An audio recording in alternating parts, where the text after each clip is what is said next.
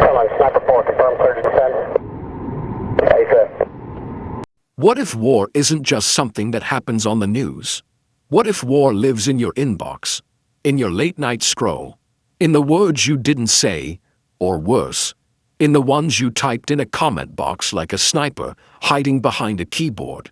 What if war isn't just fought with missiles, but with emotions you refuse to own? Here's the hard truth.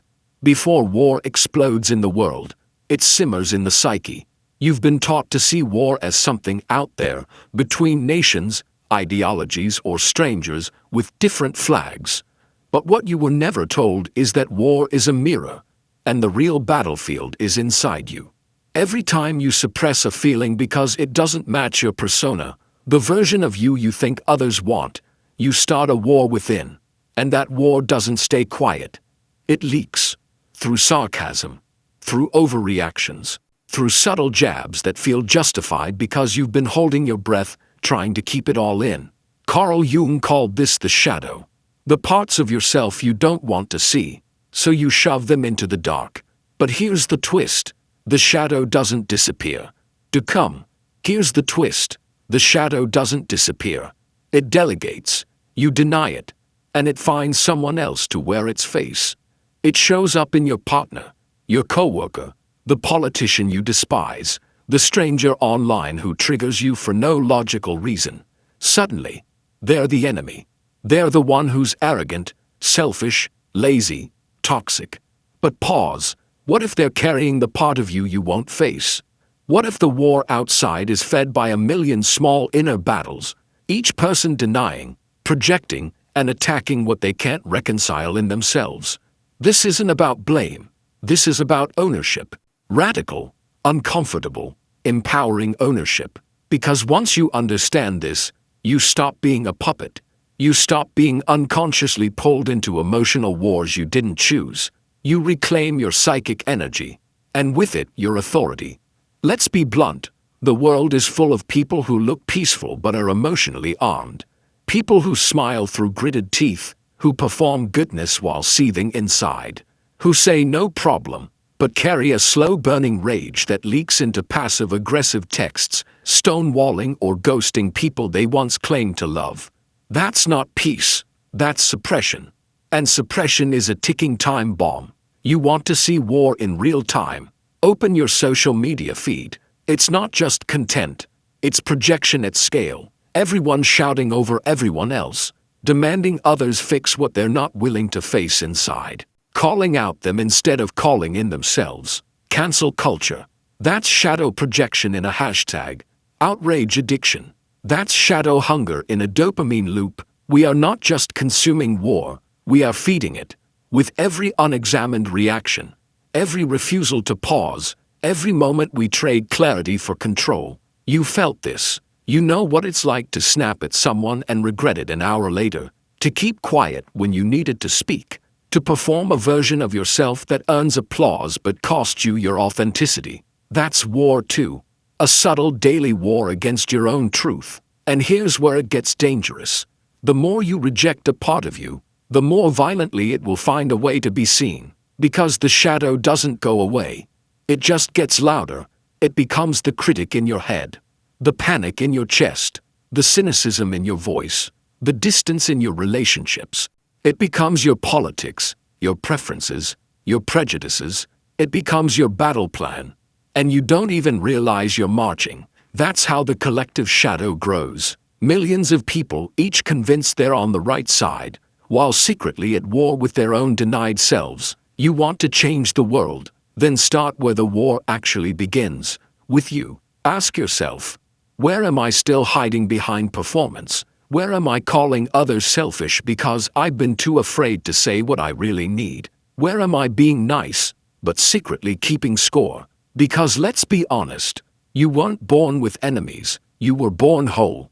And somewhere along the way, you were taught which parts of you were acceptable, and which parts were dangerous. So you adapted, you edited yourself, you overfunctioned, you became the peacekeeper, the high achiever, the fixer, the strong one, and in doing so, you created a gap between who you are and who you present. That gap, that's the breeding ground for shadow, And when you don't close that gap, when you don't reclaim the parts of you that got pushed into the basement, those parts don't just stay hidden, they go rogue. This is the war most people never name, the one they carry in their muscles, their migraines, their sleepless nights, the one that burns up energy, sabotages relationships, and fuels a low-grade hostility with the world that never fully goes away.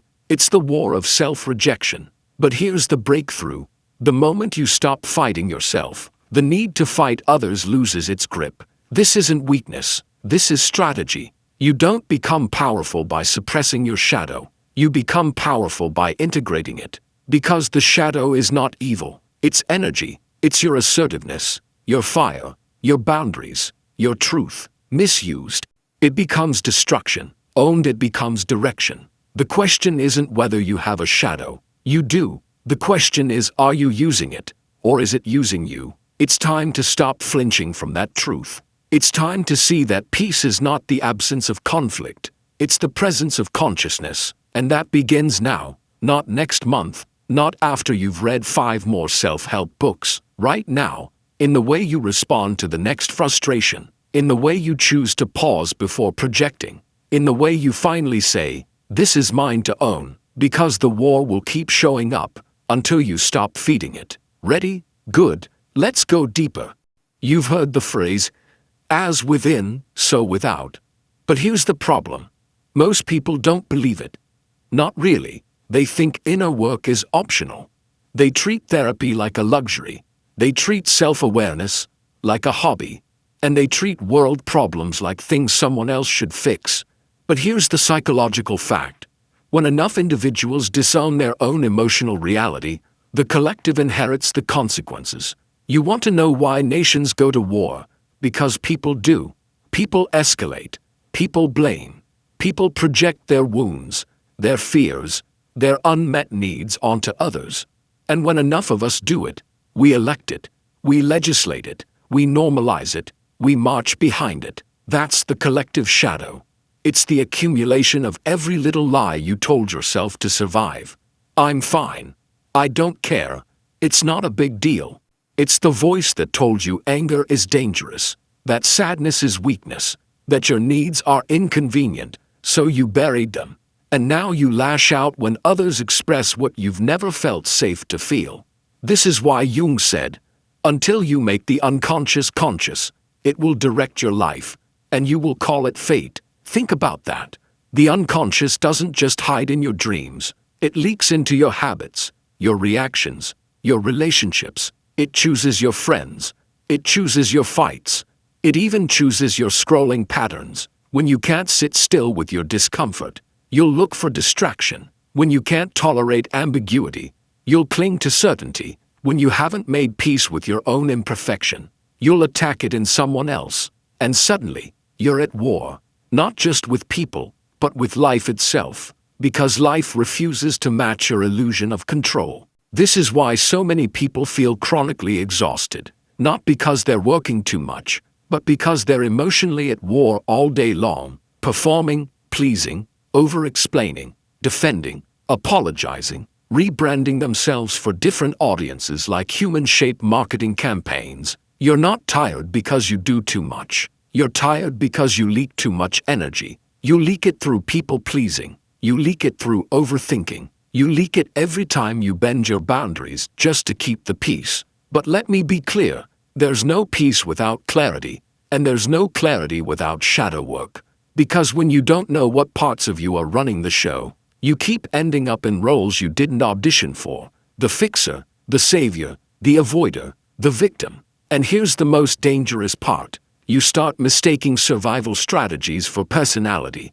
You think I'm just a helper, when really you're terrified of being abandoned. You think I just want to be nice, when really you're afraid of being seen as selfish. You think I just love keeping the peace, when really you've never been taught how to tolerate conflict without imploding. This is not your truth, this is your training. And the more you cling to it, the more you delay your evolution. Look around. The world is full of people reacting, not responding, acting out old stories in new situations, making enemies out of people who touched a nerve they didn't know was raw. This is projection, And it's not abstract. It's a survival reflex. When you can't tolerate your own inner tension, you resolve it by casting it outward. You don't like your own anger, you'll find someone else to carry it. You're ashamed of your ambition, you'll resent those who own theirs. And in doing so, you think you've escaped the discomfort. But really, you've just outsourced it. You've made someone else responsible for your shadow.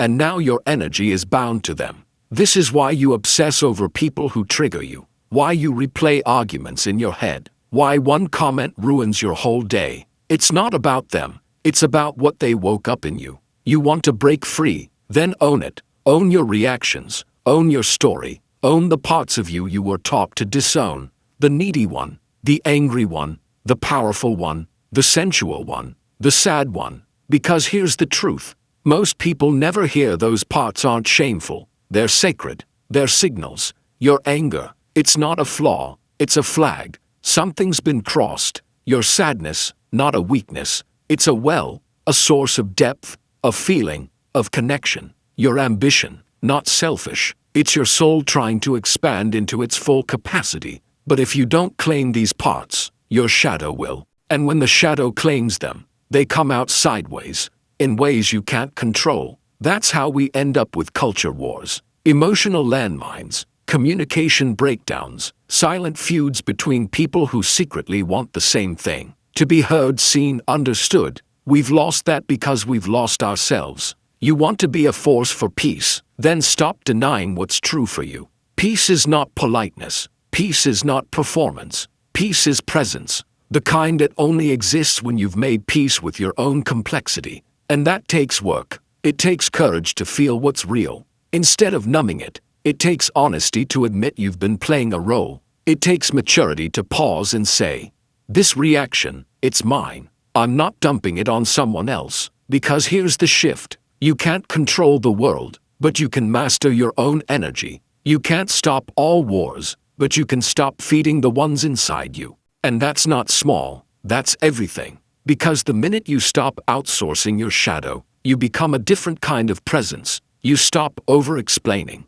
You stop apologizing for taking space. You stop reacting just to feel powerful. And in that silence, in that stillness, in that unapologetic clarity, you reclaim something the world has tried to take from you. Sovereignty, the power to stand in your truth, without waging war on anyone else. And that right there is the beginning of real peace, not perfection, not constant calm, but conscious authority, the kind that says, I see my shadow, and I choose not to act it out. That's the beginning of something the world desperately needs, and it begins with you.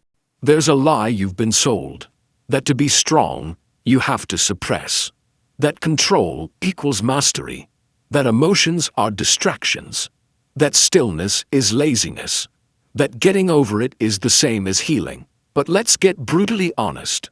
Suppression isn't strength. It's fear with a mask. Control isn't mastery. It's insecurity with a script. And you've been taught to armor up, smile through it, keep moving.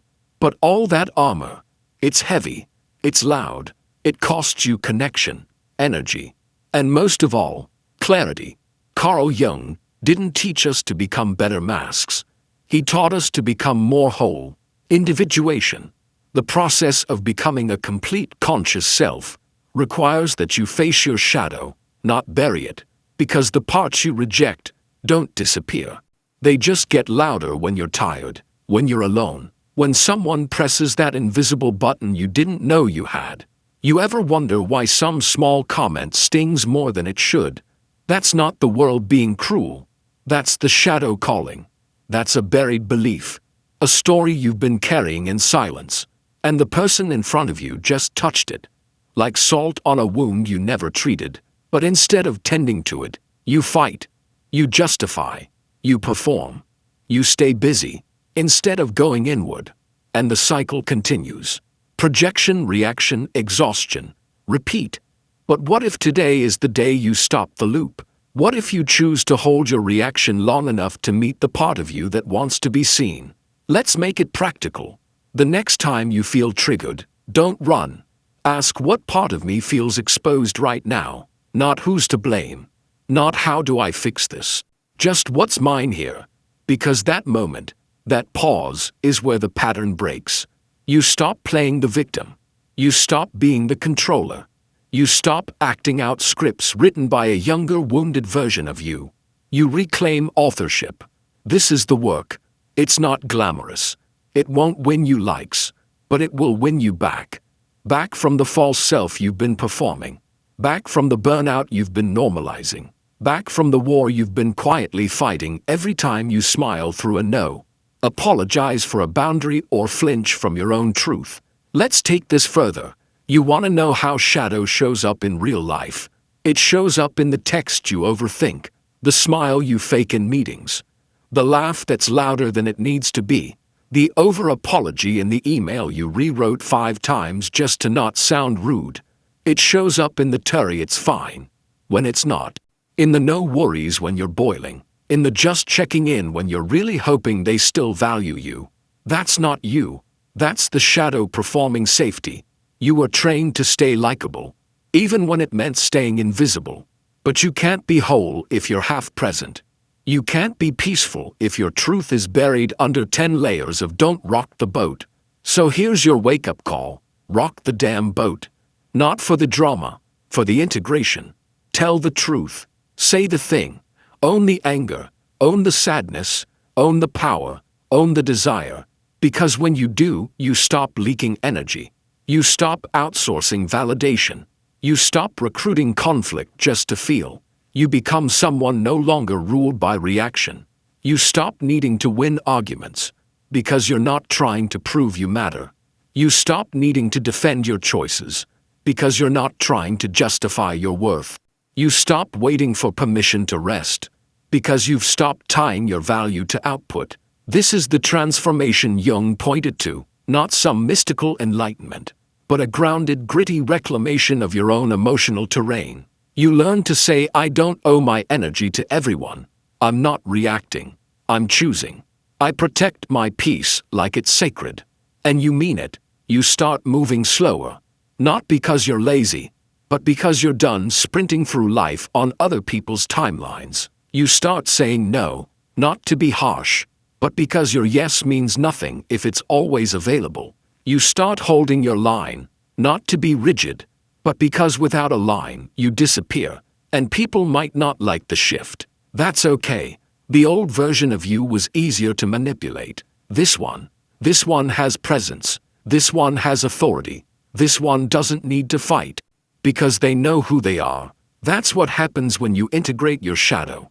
You stop seeking peace through approval. You start building peace through integrity, because peace isn't passive. Peace is power, the kind that isn't loud, but unshakable. You felt this before, those rare moments when you were completely present, when you said what you meant without flinching, when you didn't overthink the text, when you walked away from drama instead of dancing with it. Those moments weren't accidents.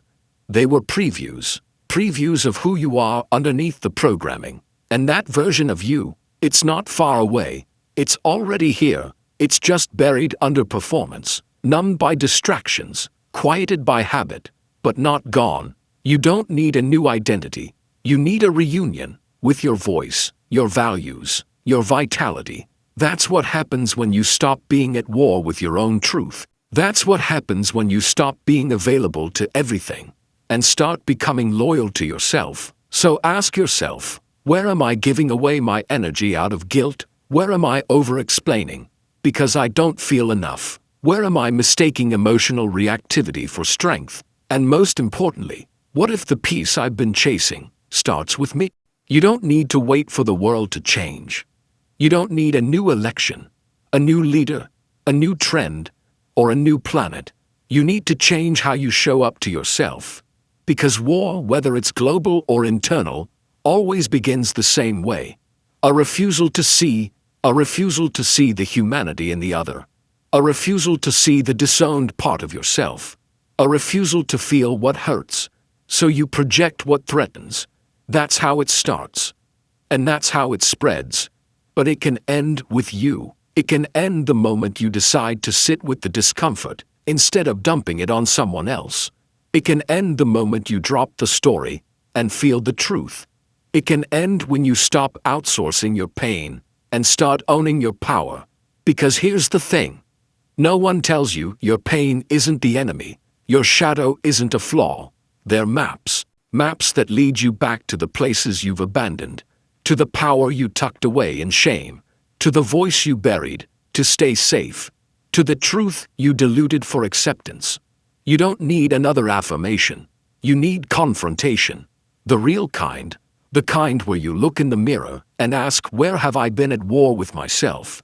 Because the inner war is subtle. It shows up in just one more hour when your body is begging for rest. It shows up in it's okay when your heart is screaming no. It shows up in tolerating people who drain you because you haven't built the muscles to be alone with yourself. But this war isn't permanent. It's just familiar. And the moment you choose to disrupt it, to name what's been nameless, you break the loop. You make the unconscious conscious. You turn pattern into power. That's the real revolution. And don't be fooled. It's not soft. It's the hardest work you'll ever do. To feel the grief you've postponed. To sit in the silence where validation used to live. To own the parts of you once ran from. But that's how the war ends. Not in one grand victory, but in 1,000 quiet choices. The choice to say no when people expect yes. The choice to breathe instead of lash out. The choice to listen to your body instead of override it. The choice to stop performing and start living. That's individuation. That's what Jung was pointing to. Not perfection, not spiritual bypassing, but integration. Bringing all of you back to the table. The bold, the angry, the grieving, the joyful, the sensual, the assertive, the scared, all of it, all of you. Because only when you are whole can you be at peace. And only when you're at peace can you stop fueling the wars around you. This is not just inner work. This is leadership. You are a leader the moment you take responsibility for your energy. You're a leader the moment you set a boundary and don't flinch. You're a leader the moment you decide to end the war inside your own nervous system, instead of projecting it into the world. Because your nervous system, that's the first battleground. That's where it all plays out. The urge to scroll, to shout, to fix, to run, to prove, to hide. But when you breathe, when you pause, when you choose presence instead of performance, you take back the wheel.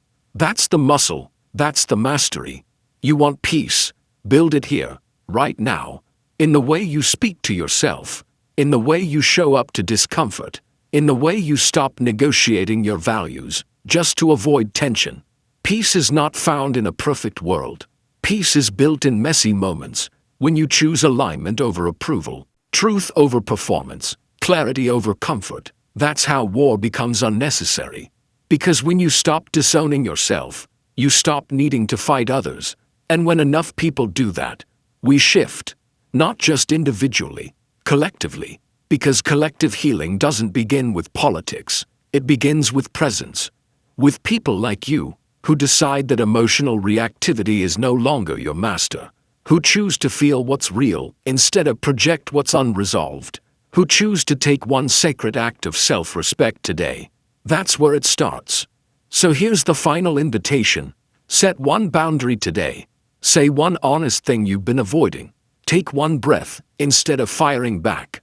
Let one uncomfortable feeling move through you without numbing it. And then, watch what shifts. Not just outside of you, but inside.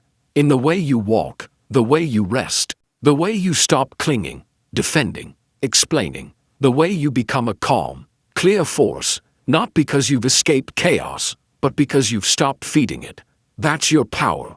Use it.